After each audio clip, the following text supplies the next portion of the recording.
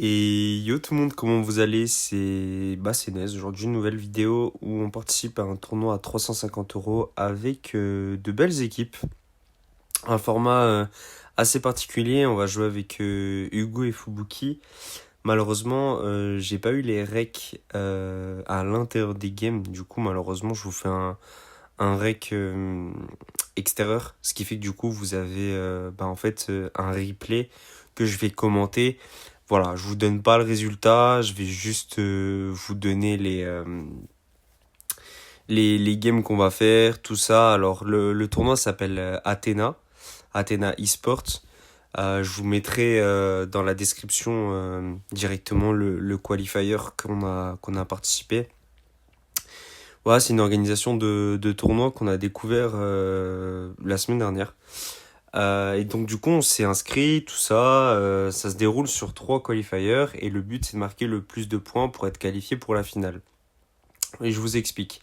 En gros, pour gagner le plus de points possible, il faudrait être le mieux placé dans le qualifier. Vous allez en quart de finale, vous gagnez 1 point. Vous allez en demi-finale, vous gagnez 3 points. Vous allez en finale, vous gagnez 5 points. Vous gagnez la finale, vous gagnez 7 points.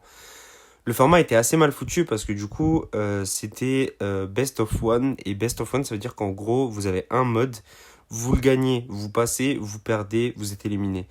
Donc c'est quand même assez particulier. Vous allez voir, c'est pas super long parce que du coup, la vidéo dure 36 minutes, mais je vous jure que c'est pas aussi long que ça.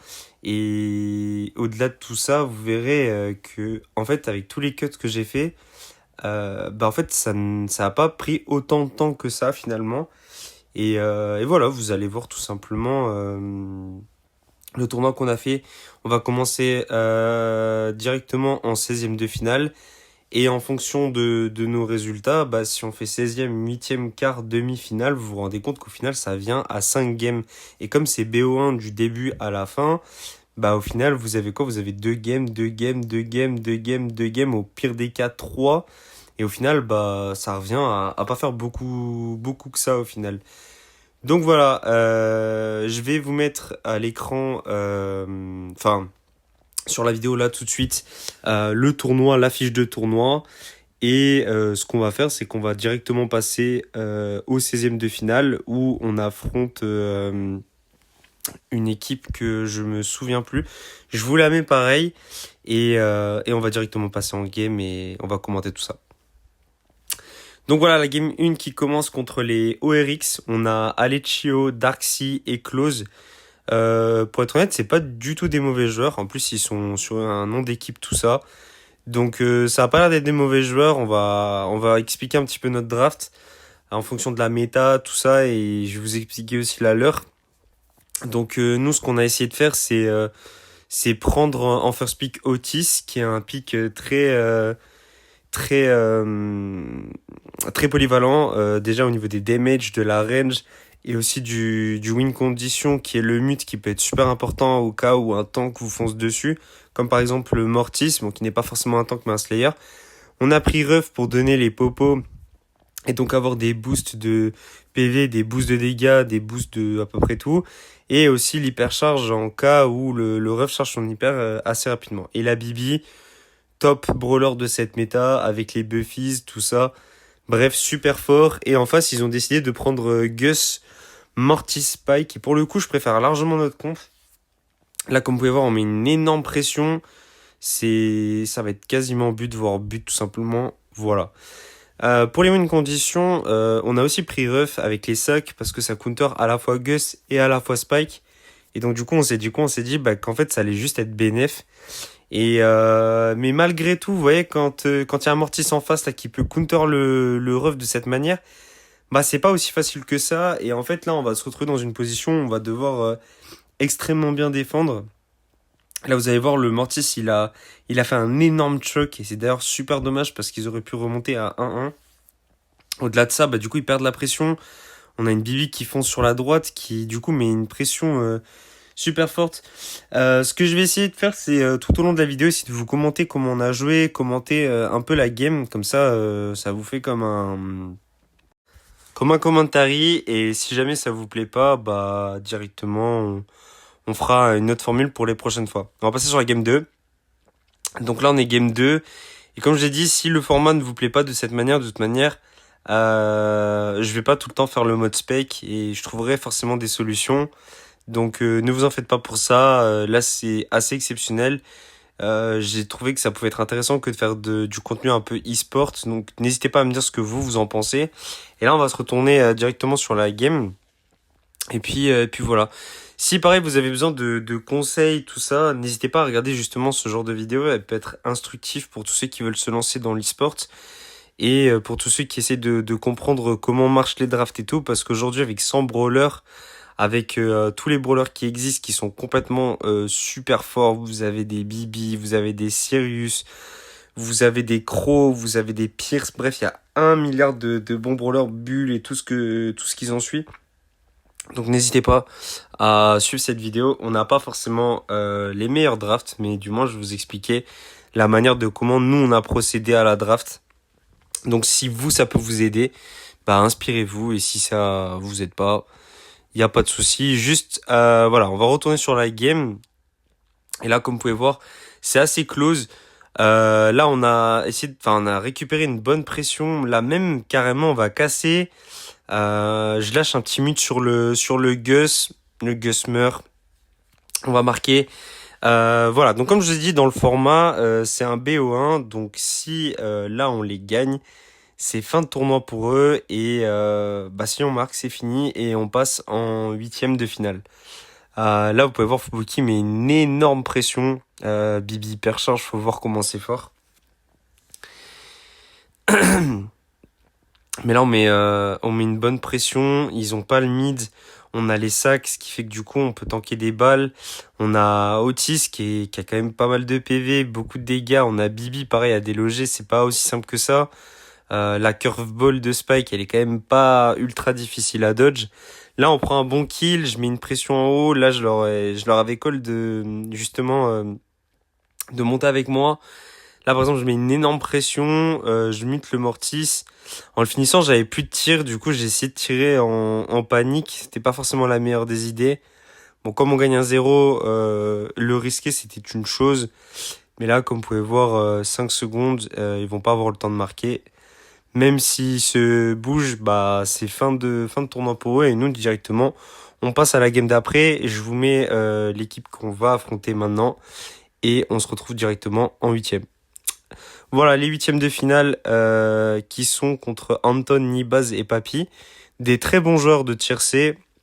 C'est pas les meilleurs joueurs du monde, hein. Encore une fois, voilà, faut pas non plus dire que c'est les meilleurs. Mais ça reste quand même des très bons joueurs de tier C.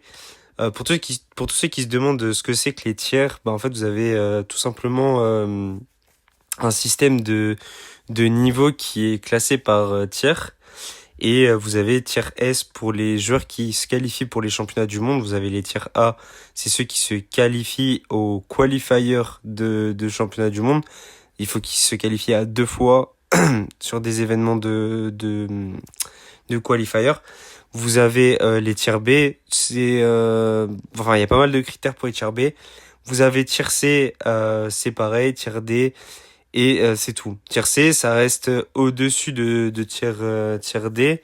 Il faut réunir, je crois, 25 victoires officielles contre des tiers C sur des tournois de minimum 100 euros. Donc ça veut dire qu'ils ont battu 25 équipes de tiers C, ce qui est quand même pas mal. Et là, vous pouvez voir, on est en train de perdre le premier round du set. Pardon, autant pour moi. Le premier round du premier round. Enfin, c'est assez compliqué à dire. Mais vous m'avez compris, on a perdu. Et là, pour le coup, ils ont une compo qui est quand même assez forte. Nous, le Brock, je trouve ça super intéressant. Je vais vous expliquer du coup comment on a procédé à la draft. En fait, on a pris First Pick Brock dans l'intérêt de pouvoir casser, parce que c'était eux qui avaient le last pick. Donc si jamais il y avait un lanceur, on avait juste à prendre Brock et c'était fini. Donc on a pris Grey pour counter Angelo, et on a pris RT pour counter Byron. Là, vous avez pu voir, j'ai mis un super ulti sur le Gus qui est mort assez rapidement. Et du coup, on va égaliser à 1-1. Là, on voit Fubuki qui tombe, mais derrière Hugo qui prend un très bon kill. Ils ont pas le temps de régène. Et là, du coup, on va prendre le kill. Ça fait 1-1. Là, l'objectif, c'est de pas perdre et de passer en quart de finale. Et donc, on va tout donner. SC, c'est Snow Crystal, pour ceux qui se posent la question. C'est une bonne structure qui ont des bons joueurs.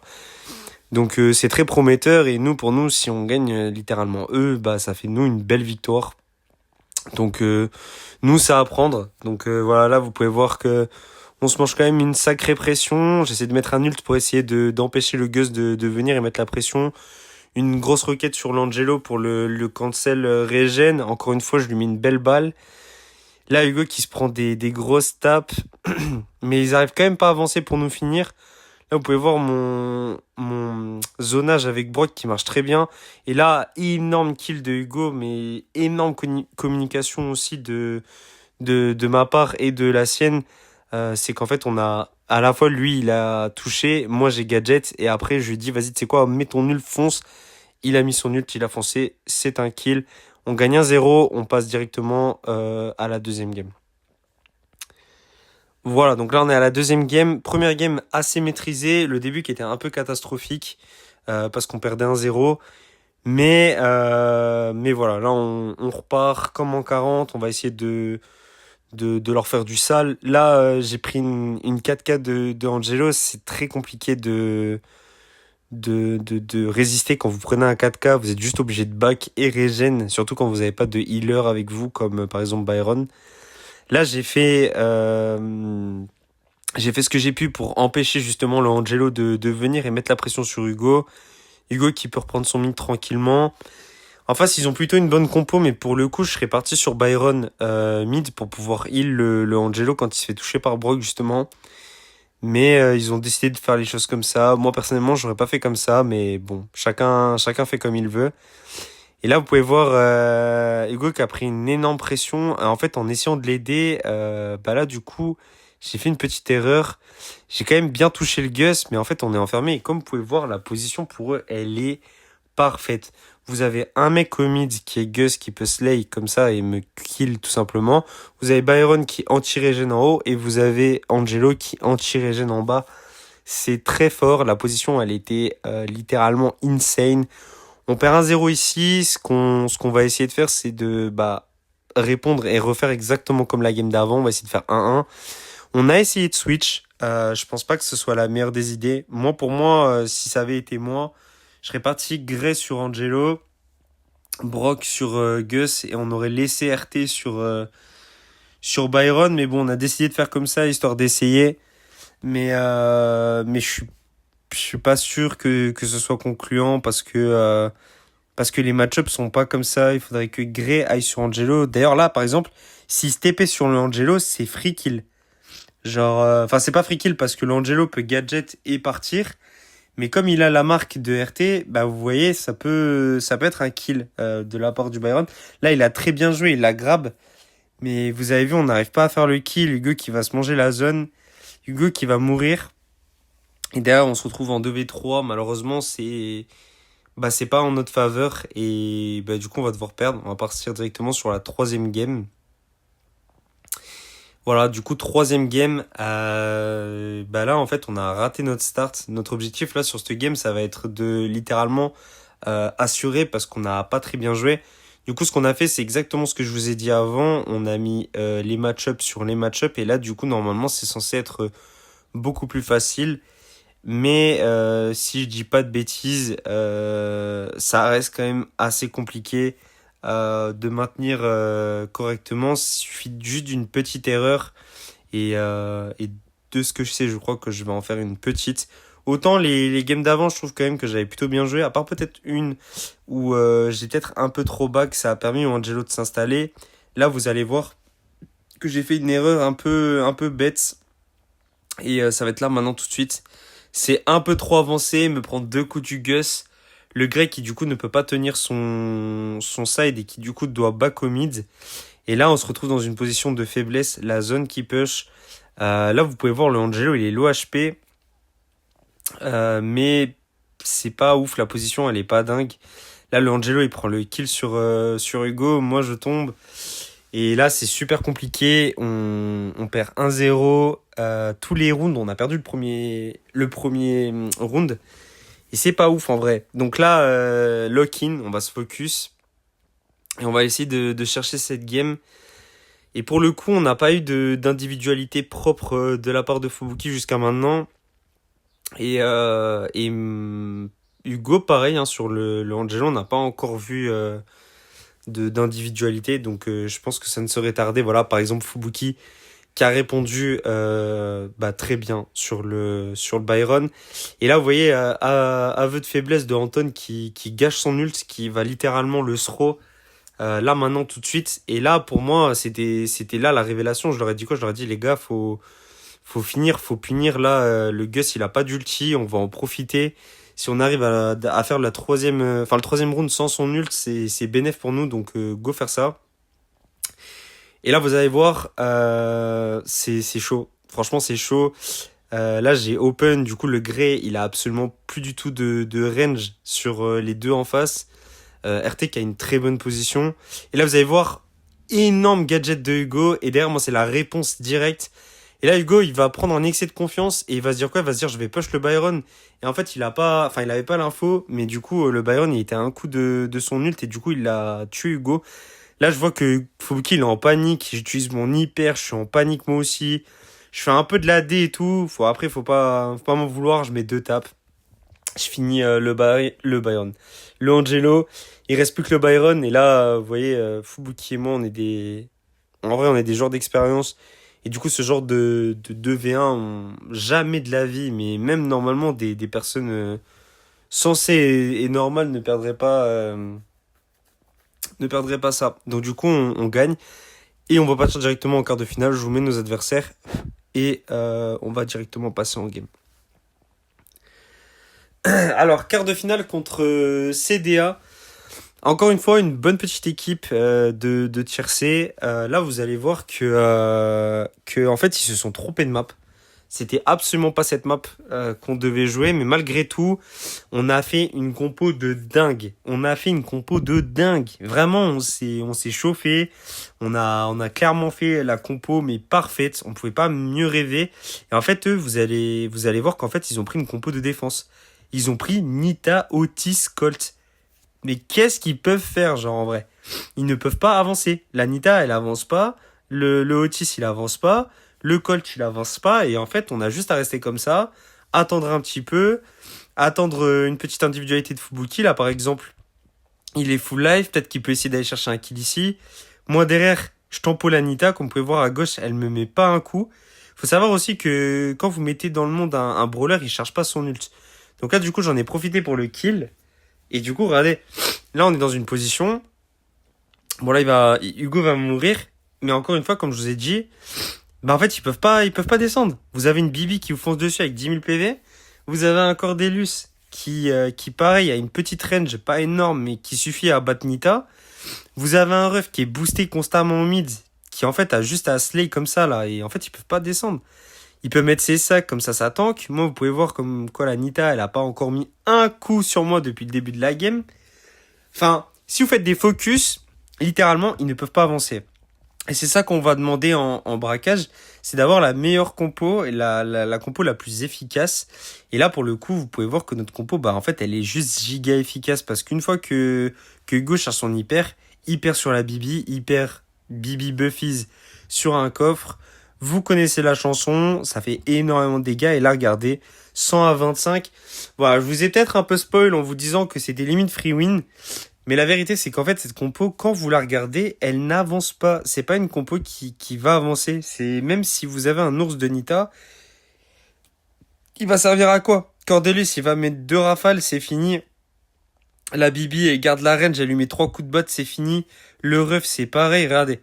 À quoi sert l'ours? Il sert strictement à rien. Alors peut-être que oui, ça met une petite pression et la Nita, elle avance un peu. Mais dans l'effet escompté, elle fait rien en fait. Elle est juste timide, elle est juste là pour défendre. Le Otis, à part garder la range, il fait rien. Et le Colt, pareil, il fait rien. Donc là, on va partir directement sur la game 2. Malheureusement pour eux, ils se sont trompés de map, c'est un peu de leur faute.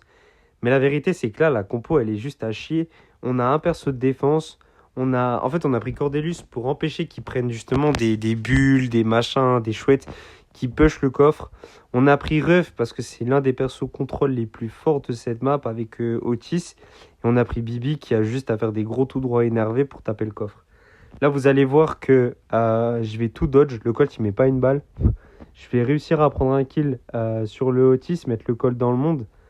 Malheureusement, je vais pas m'en sortir, mais comme vous pouvez voir, Fubuki il prend double kill. On a le ref qui commence à open la map pour lui. Je sais pas si c'était le meilleur truc à faire d'open toute la map, mais bon, il a tellement géré avec son ref que finalement, il peut se permettre. Là, comme vous pouvez voir, je prends beaucoup plus de risques.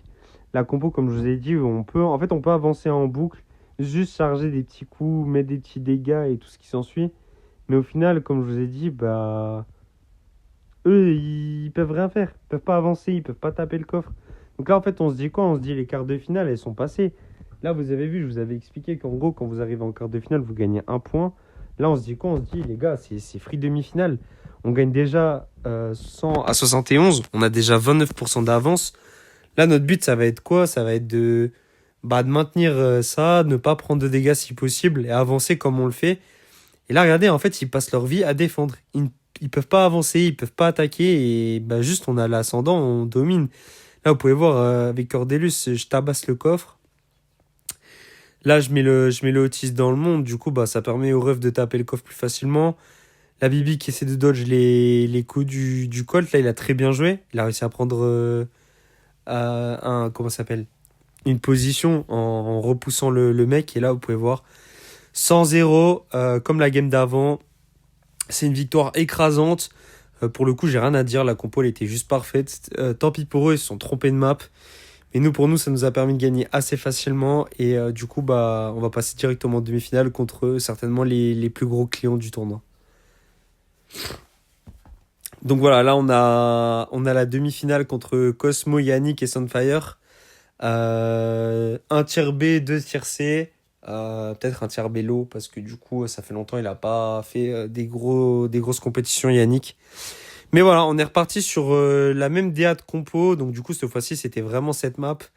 On est reparti sur cette compo, mais vous allez voir que je vais pas très très bien jouer. J'ai pas l'habitude d'affronter des hanks et pour le coup, j'ai joué un peu comme une quiche. Là, par exemple, je vous ai pas montré, mais j'ai mis le hank dans le monde. Et en fait, le délire, c'est quoi? Le délire, c'est que du coup, je pensais que ça allait casser sa bulle et qu'il allait devoir la recharger pour me tuer. Or, en fait, il garde sa bulle, du coup, il m'a one-shot dans le monde. Et il y a eu plein de petites interactions comme ça là que j'ai pas bien fait. Et en fait, du coup, j'étais pas du tout en confiance. Là, par exemple, vous allez voir le Hank là. Il a réussi à mettre son ulti sur le coffre. Il prend le 75%. Il a même descendu à 66. Là, je le remets dans le monde. Bon, je lui mets un peu de dégâts. Je vais essayer de monter. Et en fait, vous voyez, il me slay quand même à la mort. Et même si j'arrive à prendre le kill, je tombe quand même du Rico. On a la Mélodie qui a pas vraiment le match-up de l'année contre Spike. Ça veut dire qu'il va falloir quand même qu'elle fasse attention. Le ref, ça va. Faudrait juste qu'il casse. C'est vraiment l'objectif là de notre compo. S'il casse, ça pourrait nous mettre trop bien. Mais tant qu'il casse pas et qu'il y a le hank derrière les murs comme ça, bah, on peut juste pas avancer et c'est juste terrible. Là, je vais mettre le hank dans le monde. Je vais le tuer. Là, on va mettre la pression sur le Rico.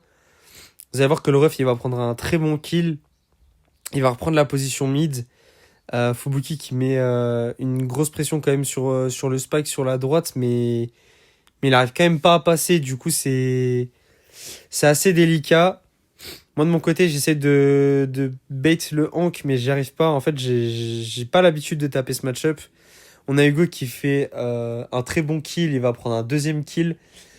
Là, on a une position assez agréable. Mais encore une fois, vous voyez, le hank, en fait, il empêche totalement de passer. Là, je rate mon ult. C'est terrible. Je pensais pas qu'il allait avancer comme ça, mais c'est une grosse erreur de ma part. J'ai mal visé. Et en fait, là, 50-82, on a un peu compris que c'était presque mort. Et en fait, voilà, même si Fubuki tente le tout pour le tout, bah, il va pas réussir. On perd le premier set. Et en fait, là, on se dit quoi? On se dit, mais merde, en fait, là, c'est chaud pour nous. On perd la première. J'ai pas l'impression qu'il y ait de solution. Mais quand même, on va tout donner round 2. Donc là, c'est la game 2. Comme je vous ai dit, bah, on va tout donner. On n'a rien à perdre. On est en demi-finale. On a gagné 3 points. Nous, ce qu'on veut, c'est essayer d'aller chercher la finale et de prendre 5 points. Donc, bah, ce qu'on fait, c'est qu'on donne tout, hein. Et on décide de refaire la même chose. Remettre le corps d'élu sur le hank. Essayer de tenter autre chose. Essayer de ne pas prendre la pression cette fois-ci. Et essayer d'en mettre. Mais voilà, moi, j'ai pas l'habitude de ce genre de match-up. Là, vous allez voir, le Rico, il va réussir à mettre une énorme sneaky, mais Fubuki, il arrive à passer. Il va mettre un petit peu de dégâts, il va juste égaliser les dégâts du Rico. Moi, j'ai avancé un peu là, j'ai essayé de charger mon ult, parce que vous voyez, dans la zone, là, je charge mon ult en me rapprochant des gens. Je sais pas si ça valait le coup de mettre 5%, mourir, perdre la position pour essayer de charger un peu son ult. Au final, je l'ai même pas eu, donc je sais pas. Là, on va mettre le Hank midlife. Je l'ai mis dans mon monde. Et là, vous voyez, j'ai réussi à dodge sa petite bulle. Donc là, je vais pouvoir prendre le kill. Et en fait, j'ai pas réussi à le kill tout de suite. Mais là, Fubuki et Hugo, ils font un très bon taf. Là, je viens de tuer le Hank. Du coup, je vais pouvoir avancer. Et là, en fait, j'ai fait un bait. C'est super intelligent. Parce que là, du coup, je prends pas de coups. Je peux essayer de cette fois-ci monter. Et là, je fais quand même pas mal de dégâts. Je garde la position. Mais là, on est encore en train de perdre, hein. On a perdu le premier shield de notre coffre. Et c'est délicat de fou. Mais Hugo, il fait un sale travail. Fubuki qui va prendre un très bon kill sur la gauche. La position, elle est gagnée. Là, j'avais pas l'info du Hank. Là, j'ai réussi à l'avoir. Encore une fois, je vais tenter un énorme bait qui va passer. Bon, je tombe quand même, mais malgré tout, j'ai quand même chargé mon hyper. Hugo, il prend un très bon kill. Là, vous allez voir, il va open toute la map. Et pour la mélodie, c'est parfait parce que si elle veut push, bah, c'est incroyable. Et là, je fais le move de cette game, hein. Carrément, je prends le spike dans le monde. Ça veut dire que là, j'ai juste à le full dodge, à avancer à la mort. Et là, bah, encore une fois, je dodge la bulle du Hank. Je prends le kill sur le Hank. Je vais mettre un maximum de dégâts sur le coffre. Vous avez Fubuki, il a réussi à péter le 50%. Là, on met des dégâts, on met des dégâts, on met des dégâts. Et, euh, et on va gagner du coup la deuxième game. 41%, ça ne revient pas. Faut péter le shield du 50. Descendre jusqu'à 30. 4 secondes. C'est mort. Et donc là, il y a 1-1. Et là, ça va se compliquer parce que nous, ce qu'on veut là, c'est absolument gagner. Et vous connaissez, hein, on va partir directement game 3.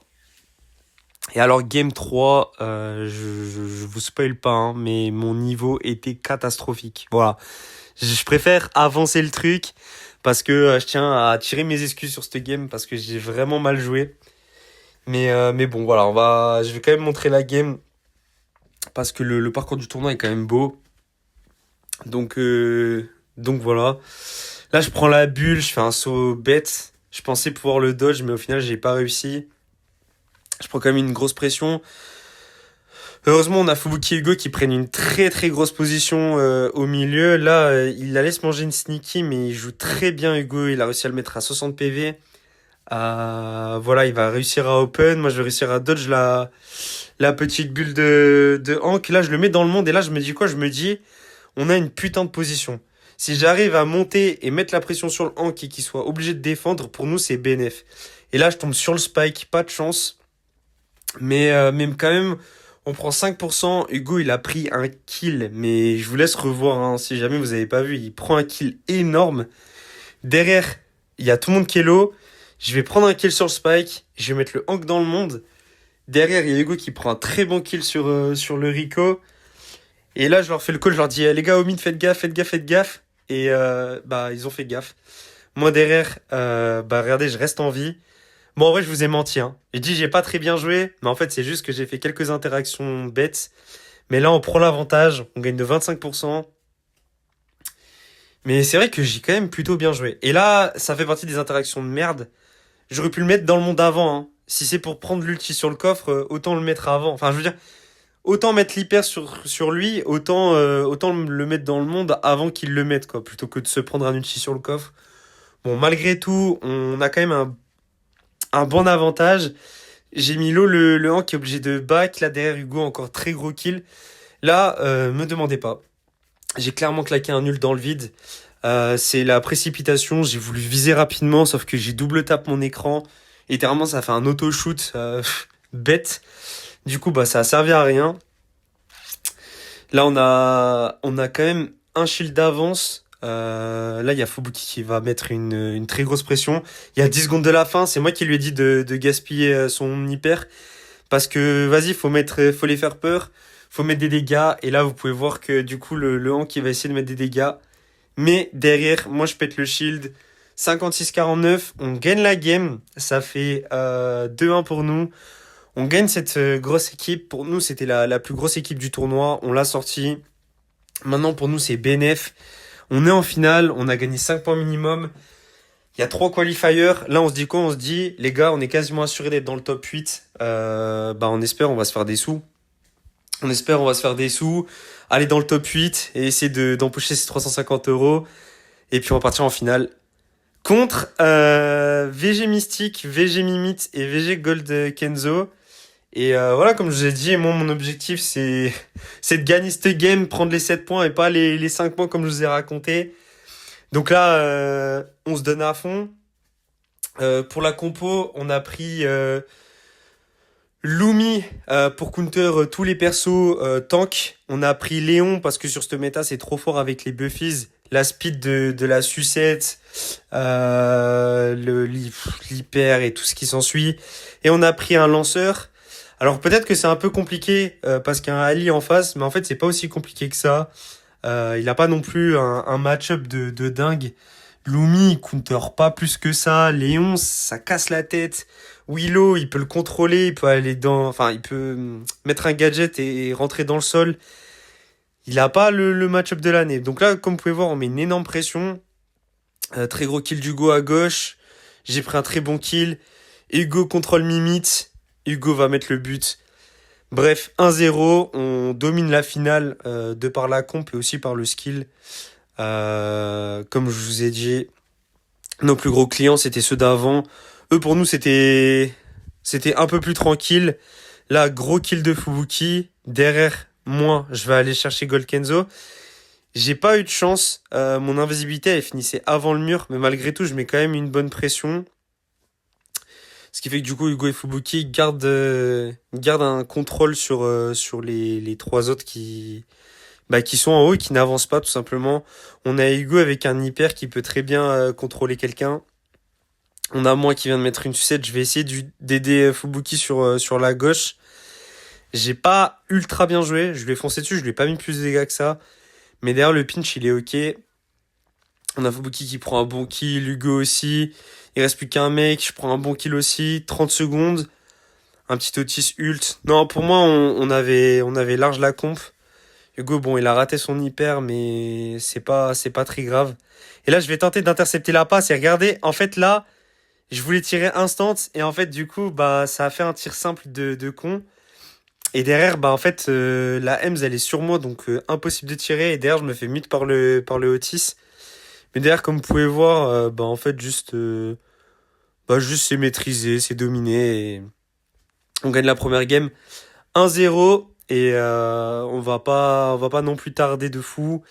Et on va passer directement à la deuxième game. Bon, bah les gars, deuxième game de la finale. En tout cas, sachez que bah, je suis super content de notre parcours, malgré que voilà, le tournoi, ils sont en BO1, malgré qu'il y ait eu beaucoup de plaintes et tout. Bah, moi j'étais content de nous parce qu'on a, sur l'ensemble du tournoi, on a fait des très bonnes drafts. Là, vous pouvez voir, regardez ça, la domination. Genre vraiment, on peut pas rêver mieux. Très bon kill de Fubuki, très bon pinch de ma part, très bon but en 20 secondes de jeu. Et là, du coup, on va enchaîner directement. On sait qu'on est meilleur, on va directement les finir. Moi, je mets un ulti, Fubuki qui prend double kill. Et on finit la game sur ça. Bon, ben voilà, on a gagné la finale. Pour tous ceux qui se demandaient, voilà, comment on peut voir si j'ai gagné la finale et tout. Et ben, je vous le montre directement ici. Et voilà, on a gagné le premier qualifier. Et petit spoil alerte, Le deuxième qualifier va se dérouler dans pas super longtemps. Donc du coup, je vais pouvoir vous faire une nouvelle vidéo pour vous tenir au courant du tournoi. Mais voilà, en tout cas, je vous remercie d'être resté jusque-là. Je sais que le format est pas habituel, que c'est pas le même que d'habitude. Mais en tout cas, je vous remercie à tous d'avoir adhéré jusque-là. Ça m'a fait énormément plaisir. J'espère que ça vous aura plu. J'espère que les games vous auront plu. J'espère que la performance de mon équipe vous a plu. Et voilà, si vous en voulez d'autres, si vous voulez d'autres compétitions, des matchs Rhino, des Monthly Final ou quoi que ce soit, n'hésitez pas à le dire en commentaire. N'hésitez pas à donner de la force. Merci encore à tous ceux qui sont restés jusque-là. Je vous dis, bah écoutez, plus, et on s'attrape pour une prochaine vidéo.